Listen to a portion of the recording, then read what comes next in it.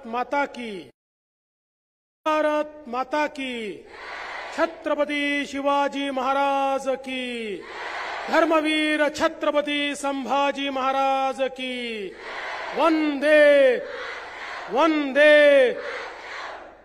हिंदवी स्वराज्याचे सरसंस्थापक छत्रपती शिवरायांना मानाचा मुजरा करतो। भारतीय राज्यघटनेचे शिल्पकार भारतरत्न डॉक्टर बाबासाहेब आंबेडकर यांना मानवंदना अर्पित करतो। ज्यांनी बलशाली भारताचं स्वप्न आपल्याला दाखवलं, ते युवकांचे प्रेरणास्त्रोत स्वामी विवेकानंद यांना नमन करतो। आजच्या या अखिल भारतीय विद्यार्थी परिषदेच्या 53व्या विदर्भ प्रांत अधिवेशनामध्ये मंचावर उपस्थित असलेले भारतातील अतिशय प्रथित यश असे उद्योगपती सन्माननीय सत्यनारायण नुवालजी, राष्ट्रीय संघटन मंत्री आशीष चौहान जी, विदर्भ प्रांत अध्यक्ष श्रीकांत पर्वत जी, स्वागत समिति अध्यक्ष वीरेंद्र कुकरेजा जी, विदर्भ प्रांत मंत्री पायलताई किनाके, स्वागत समिति सचिव आशिष उत्तरवार, त्याचप्रमाणे मंचावर उपस्थित या ठिकाणी अभय मुदगल, दुर्गाताई भोयर, सर्वच मंचावरील आणि मंचासमोरील मान्यवर, पूर्व कार्यकर्ता आणि उपस्थित सर्व प्रतिनिधी, कार्यकर्ता भगिनी आणि बंधूंनो, आज मला अतिशय आनंद आहे की विदर्भ प्रांताच्या अधिवेशनाच्या उद्घाटनाची संधी मला मिळाली। खरं म्हणजे मी असं म्हणेन की या ठिकाणी मी मुख्यमंत्री म्हणून आलेलो नाही, तर विद्यार्थी परिषदेचा एक पूर्व कार्यकर्ता म्हणून या ठिकाणी आलेलो आहे।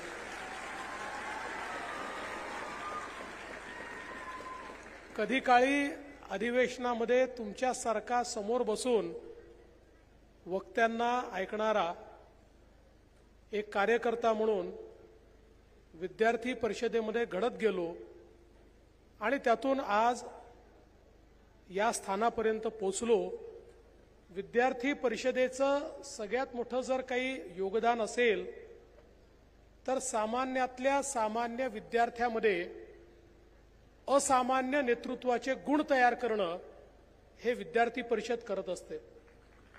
आणि म्हणून काल परवापर्यंत आपल्यातलाच सामान्य वाटणारा किंवा वाटणारी एखादा मुलगा किंवा मुलगी ही ज्यावेळेस नेतृत्व करायला लागते त्यावेळी ते नेतृत्व गुण कुठून आले, तर विद्यार्थी परिषदेने तयार केलेली ही जी काही कार्यपद्धती आहे, ज्या कार्यपद्धतीमध्ये एक एक कार्यकर्ता हा घडत जातो आणि घडत घडत तो एक दिवस नेतृत्व करायला लागतो आणि मग तो जीवनाच्या कुठल्याही क्षेत्रामध्ये गेला तरी देखील आपल्याला नेतृत्व करताना दिसतो, किंबहुना त्या क्षेत्रामध्ये काहीतरी वेगळं करताना दिसतो। हे खरं म्हणजे विद्यार्थी परिषदेचं एक मोठं योगदान आहे। खरं तर आपण सगळे लोक राष्ट्रीय विचाराने प्रेरित असलेले लोक आहोत। राष्ट्र प्रथम हा संदेश आपण लोक आहोत आणि कुठल्याही क्षेत्रात आपल्या स्वतःच्या पलीकडे जाऊन समाजाच्या प्रती आणि राष्ट्राच्या प्रती देखील असलं पाहिजे, या भावनेनं काम करणारी आपण सगळी मंडळी आहोत। विधी परिषदेमध्ये विद्यार्थी क्षेत्रामध्ये काम करत असताना चांगले विद्यार्थी घडले पाहिजेत, त्यांच्यामध्ये ज्ञानही असलं पाहिजे आणि त्यांच्यामध्ये शीलही असलं पाहिजे, अशा प्रकारचे विद्यार्थी घडले पाहिजेत, ज्यांनी समाजाचा आणि देशाचा देखील विचार केला पाहिजे, अशा प्रकारचे विद्यार्थी घडले पाहिजेत। या हेतूनं विद्यार्थी परिषदेचं काम हे सातत्यानं चालतं। विद्यार्थी परिषदेमध्ये सगळ्यात महत्त्वाचं काही शिकायला मिळत असेल तर तो संघर्ष शिकायला मिळतो। जीवनामध्ये अनेक लोक सोन्याचा चमचा घेऊन जन्माला येतात, अनेक लोक सहज जीवन जगतात, पण आपल्या पलीकडे जाऊन समाजाकरता जगायचं असेल, राष्ट्राकरता जगायचं असेल तर संघर्ष करणं हे महत्त्वाचं असतं आणि हा संघर्ष शिकणं देखील महत्त्वाचं असतं। आणि मला असं वाटतं की हा संघर्ष शिकण्याची संधी आपल्याला विद्यार्थी परिषदेच्या विविध कार्यक्रमातून आणि विविध आंदोलनातून त्या ठिकाणी मिळत असते। मगाशी ज्याचा उल्लेख झाला, काश्मीरचं आंदोलन जे विद्यार्थी परिषदेने केलं होतं, खरं म्हणजे ज्या काळामध्ये काश्मीरमध्ये कोणी जाऊ शकत नव्हतं आणि आतंकवाद्यांनी स्पष्टपणे सांगितलं होतं की लाल चौकावर भारताचा तिरंगा झेंडा आम्ही लावू देणार नाही, आणि त्यावेळेचं जे काही देशातलं शासन होतं हेही इतकं दुर्बल होतं की तेही 15 ऑगस्ट 26 जानेवारीला लाल चौकावर भारताचा तिरंगा लावत नव्हतं। अशा काळामध्ये अखिल भारतीय विद्यार्थी परिषदेने सांगितलं की जर सरकार लावणार नसेल तर आम्ही लाल चौकावर जाऊन तिरंगा लावू, आणि हजारो विद्यार्थी त्या ठिकाणी लाल चौकाकडे निघाले। मला आजही आठवतं की आम्ही सगळे जम्मूला पोहोचलो, दुसऱ्या दिवशी सकाळी जम्मूहून उधमपूरला गेलो, आणि उधमपूरला ज्यावेळेस सांगितलं की याच्या पुढे आता गाड्या जाणार नाहीत, बसेस जाणार नाहीत, आणि सांगितलं की पायी पायी आता आपल्याला लाल चौकाकडे जायचं आहे। खरं म्हणजे एक प्रकारे अशक्यप्राय अशा प्रकारची गोष्ट होती, पण कोणीही प्रतिप्रश्न विचारला नाही। सगळे लोक आपल्या हातामध्ये झेंडे घेऊन आणि त्या ठिकाणी भारत माता की जय म्हणत म्हणत लाल चौकाकडे कूच करू लागले। शेवटी बीएसएफला आणि मिलिटरीला थांबवावं लागलं आणि सांगावं लागलं, आम्हाला तुम्हाला तिथे जाऊ देता येणार नाही, पण आम्ही तुम्हाला शब्द देतो की आम्ही त्या ठिकाणी तुमचा झेंडा लावू। आणि तो झेंडा शेवटी आपण त्यांना सुपूर्द केला नाही, दिल्लीमध्ये येऊन देशाच्या प्रधानमंत्र्यांना सुपूर्द केला, आणि एक प्रकारे पहिलं हे आंदोलन झालं। आणि त्याच्यानंतर आपल्यापैकी अनेकांना कदाचित इतिहास माहिती असेल की मुरली मनोहर जोशीजींच्या नेतृत्वात जे भारतीय जनता पक्षाचं आंदोलन झालं, त्या आंदोलनामध्ये पहिल्यांदा लाल चौकामध्ये तिरंगा झेंडा लागला। पण लाल चौकात तिरंगा झेंडा लावण्याची सुरुवात आणि मुहूर्तमेढ जर कोणी केली असेल तर ती विद्यार्थी परिषदेने केली, आणि आमच्यासारख्या छोट्या 18-19 वर्षाच्या कार्यकर्त्यांना त्या ठिकाणी हा जो काही जोश, ही काही हिंमत आली, त्या ठिकाणी आतंकवाद्यांच्या गोळ्यांची किंवा कुठल्याही त्यांच्या धमाक्यांची पर्वा न करता 17, 18, 19 वर्षाचे तरुण हे 10 हजार तरुण त्या ठिकाणी गेले। याच्या पाठीमागची प्रेरणा ही विद्यार्थी परिषदेची प्रेरणा होती, ही राष्ट्रवादाची प्रेरणा होती, आणि मला असं वाटतं की त्यातनंच एक आपला कार्यकर्ता, एक विद्यार्थी अशा प्रकारे घडत गेला।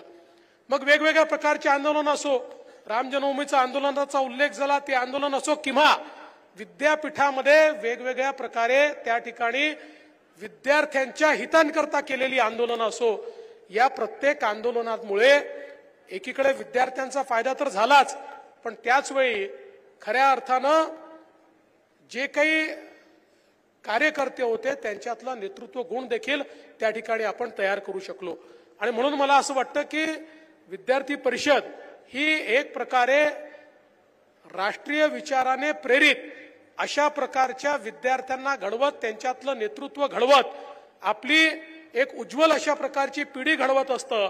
आणि हे सगळं घडवत असताना खऱ्या अर्थानं हे जे काही वेगवेगळे कार्यक्रम आपण करतो, या कार्यक्रमाच्या माध्यमातून समाजातल्या प्रत्येक व्यक्तीपर्यंत पोहोचण्याचं काम आपण करत असतो। खऱ्या अर्थानं विद्यार्थी परिषदेचं काम करत असताना आपल्याला एक सामाजिक समरसता त्याच्यामध्ये पाहायला मिळते। जात पात धर्म याच्या पलीकडे जाऊन सगळे कार्यकर्ते म्हणून आपण त्या ठिकाणी काम करतो, सगळे एकत्रित राहतो, एकत्रित वागतो, आणि त्यामुळे एक संघ समाज जो आपल्याला तयार केला पाहिजे, त्या समाजाची निर्मिती करताना देखील विद्यार्थी परिषदेचं एक मोठं योगदान असतं। सगळ्यात महत्त्वाची गोष्ट जी आशिषजींनी आपल्याला सांगितली ती म्हणजे सगळे लोक आपल्या विद्यार्थ्यांना भविष्यातले नागरिक सांगतात। आपण सगळे सांगतो की तुम्ही भविष्यातले नागरिक आहात, पण विद्यार्थी परिषद एकमेव असं संघटन आहे जे म्हणतं तुम्ही भविष्यातले नागरिक नाही आहात, तुम्ही आजचे नागरिक आहात, तुम्हाला आजचे नागरिक म्हणून उद्याचं भविष्य घडवायचं आहे। आणि म्हणून आज विद्यार्थी परिषदेचा कार्यकर्ता हा स्वतःचं भविष्य घडवत असताना सोबत आमची शिक्षण पद्धती कशी असली पाहिजे, आमच्या विद्यार्थ्यांना कसा न्याय मिळाला पाहिजे, याकरता देखील आग्रही असलेला आपल्याला पाहायला मिळतो। आणि म्हणून मला असं वाटतं की ही जी काही एक परंपरा विद्यार्थी परिषदेने मोठी सुरू केलेली आहे. या परंपरेचा भाग म्हणून आपण सगळे काम करतो आहोत. मी तर असं म्हणेन आपण भाग्यशाली आहोत म्हणून विद्यार्थी परिषदेसारख्या एक राष्ट्रीय विचाराने प्रेरित संघटनेमध्ये काम करण्याची संधी आपल्याला मिळालेली आहे. आणि मला असं वाटतं की या संधीचा योग्य उपयोग घेतला तर जीवनातल्या प्रत्येक क्षेत्रामध्ये जिथे जिथे आपण जाऊ त्या ठिकाणी आपल्याला यश मिळेल. आपल्याला त्या ठिकाणी आपला एक वेगळी प्रतिमा ही निश्चितपणे निर्माण करता येईल. खरं तर आज आपण पाहतोय की आपण ज्या विचारांकरता काम करतो त्या विचार परिवारामध्ये एक प्रकारची अनुकूलता देखील आपल्याला पाहायला मिळते. आज देशामध्ये आपल्या विचारांची अनुकूल अशा प्रकारचं सरकार आपल्याला पाहायला मिळतं. राज्यात सरकार आपल्याला पाहायला मिळतं. पण आपलं सरकार आलं म्हणजे आपलं काम संपतं असं नाहीये. या उलट आज तर मी असं म्हणेन की आपल्या पुढे खूप मोठ्या प्रमाणात आव्हानं उभी राहिली आहेत. आणि आव्हानं कशाची आहेत? ज्यावेळी आपला विचार प्रस्थापित होत असतो त्यावेळी त्या विचाराच्या विरोधी शक्ती सैरभैर होतात. आणि सैरभैर झालेल्या या ज्या शक्ती असतात या शक्ती कुठेतरी देशाला आणि समाजाला अराजकाकडे कसं नेता येईल याचा प्रयत्न करतात. आज आपण पाहू शकतो अराजकाचं बीजारोपण करण्याची सगळ्यात मोठी जागा ही कॅम्पस झालेला आहे. आज विद्यापीठाच्या कॅम्पसेसमध्ये मोठ्या प्रमाणात अराजकता कशी पसरवता येईल अशा प्रकारचा प्रयत्न चाललेला आहे. देशातल्या संस्थांवरचा विश्वास कसा उडेल अशा प्रकारचा प्रयत्न चाललेला आहे. आणि विशेषतः काही शक्ती अशा आहेत की ज्या शक्ती आमच्या तरुणाईचं त्या ठिकाणी तरुणाला दिग्भ्रमित करायचं, आमच्या तरुणाईमध्ये नैराश्य पसरवायचं, या देशात तुम्हाला न्याय मिळू शकत नाही, या देशाच्या संस्था तुम्हाला न्याय देऊ शकत नाही, अशा प्रकारच्या देशाच्या संस्थांच्या प्रती अविश्वास पसरवायचा अशा प्रकारचं एक मोठं कार्य आज आपल्याला कॅम्पसेसमध्ये होताना दिसत आहे. आणि दुर्दैवाने शेवटी ज्यावेळेस तरुणाई जी असते तरुणाईचं मन हे बंडखोरीचं मन असतं. एखाद्या गोष्टीत बंडखोरी करणं हे आपल्याला आवडतं पण ही बंडखोरी कुठल्या दिशेने गेली पाहिजे हे अत्यंत महत्वाचं असतं. आपल्याला माहिती आहे स्वामी विवेकानंदांचं आपण सगळ्यांनी नेहमी ऐकलंय. स्वामी विवेकानंद नेहमी म्हणायचे की युवा शब्द कसा असतो तर युवा शब्द हा जर आपण उलटा केला तर तो वायू शब्द बनतो. आणि हा वायू चांगला जर असेल तर तो समाजामध्ये प्राणवायू म्हणून समाजाला जगवण्याचं काम करतो. पण तोच वायू बहकला आणि एखाद्या तुफानामध्ये परिवर्तित झाला तर तो समाजाला उद्ध्वस्त करण्याचं काम देखील करतो. तो प्रदूषित झाला तर समाजाला उद्ध्वस्त करण्याचं काम देखील करतो.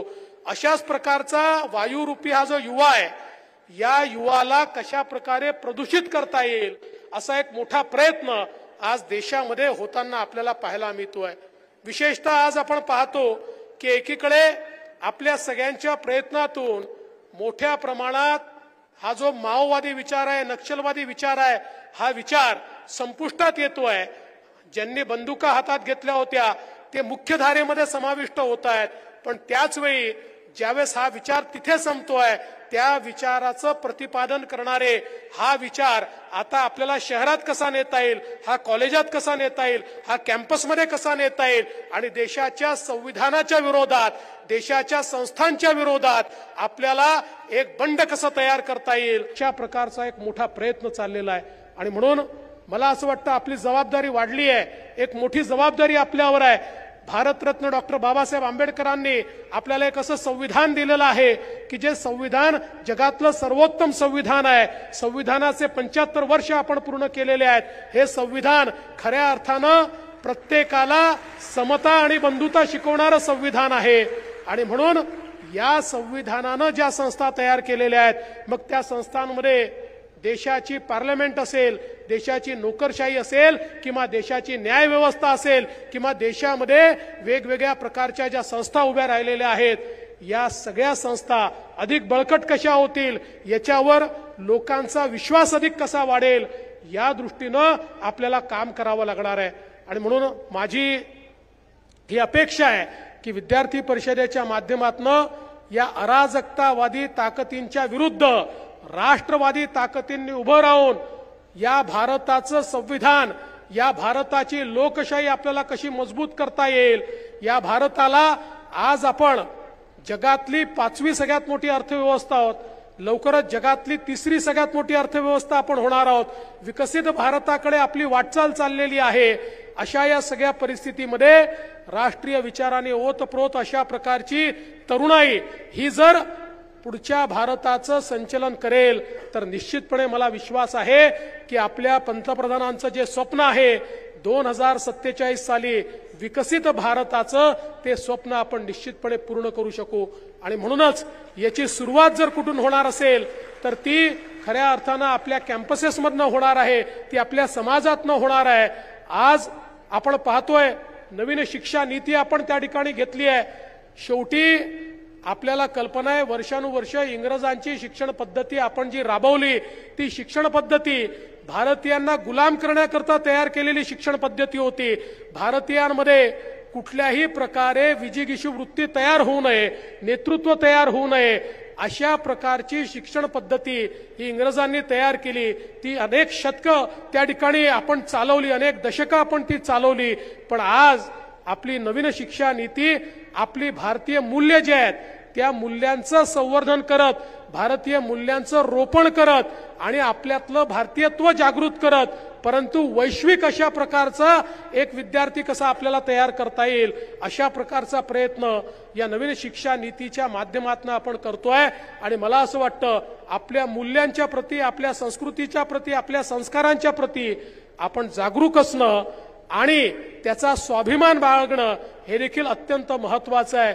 आणि ते बाळगायचं असेल तर राष्ट्राभिमानी पिढी हे करू शकते आणि तोच राष्ट्राभिमान आज आपल्याला या ठिकाणी शिकायला मिळतोय। आणि म्हणूनच मला असं वाटतं की आज या अधिवेशनाच्या निमित्ताने वेगवेगळे प्रस्ताव होतील, वेगवेगळ्या विषयांवर आपण चर्चा करू।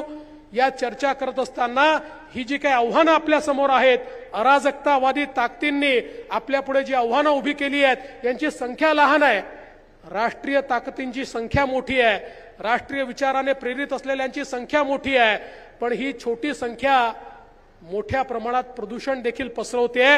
हे प्रदूषण नष्ट करून, विचारांचं प्रदूषण नष्ट करून आपल्याला पुन्हा एकदा सर्व आमच्या तरुणाईमध्ये राष्ट्रवादाचं बीजारोपण कसं करता येईल याचाच प्रयत्न करायचा आहे। आणि मला विश्वास आहे आपण सगळ्यांनी मनात आणलं। आज विदर्भातनं 2000 तरुण या ठिकाणी आलेले आहेत आणि विद्यार्थी परिषदेची प्रेरणा घेऊन राष्ट्रवादाने प्रेरित असलेले 2000 तरुण तरुणी हे जर समाजात उतरले तर समाजामध्ये परिवर्तन घडवण्याची ताकद आणि हिम्मत ही तुमच्यामध्ये आहे। ती ताकद आणि हिम्मत घेऊन या ठिकाणून तुम्हाला जायचं आहे आणि मी हे करू शकतो या भावनेनं आपल्याला मैदानामध्ये उतरायचं आहे। मला या निमित्ताने खरं म्हणजे आमच्या पायलताईंनी एक अतिशय महत्त्वाचा विषय आणि तुमच्या हृदयाला भिडणारा विषय या ठिकाणी ठेवलेला आहे, तो म्हणजे कॉलेज इलेक्शनचा। आणि माझं देखील मत आहे, कारण आमचंही नेतृत्व त्या काळामध्ये तयार झालं, ते त्यातनंच तयार झालं। विद्यार्थी परिषदेमध्ये काम करत असताना आमचे डॉक्टर कोठेकर साहेब या ठिकाणी आहेत, सुनीलजी आंबेकर होते, आमचे रामदासजी होते, सगळ्या लोकांच्या सोबत कॉलेज इलेक्शनमध्ये काम करत करत हे नेतृत्व आमचं देखील तयार झालं। त्यामुळे कॉलेजच्या किंवा विद्यापीठाच्या ज्या निवडणुका आहेत या निवडणुका नेता तयार करण्याचं किंवा नेतृत्व तयार करण्याचं एक केंद्र आहे, याबद्दल माझ्या मनातही कुठली शंका नाही। त्यामुळे पायलताई नक्की याच्यावर गांभीर्याने विचार हा राज्य सरकार करेल असा विश्वास मी या निमित्ताने व्यक्त करतो। आणि या 53व्या अधिवेशनाला अतिशय मनपूर्वक मी या ठिकाणी शुभेच्छा देतो आणि माझ्यासारख्या एका पूर्व कार्यकर्त्याला तुम्ही या अधिवेशनाच्या उद्घाटनाकरता या ठिकाणी निमंत्रित केलं त्याबद्दल तुमचे आभार मानून माझे 2 शब्द संपवतो। धन्यवाद। जय हिंद, जय भारत।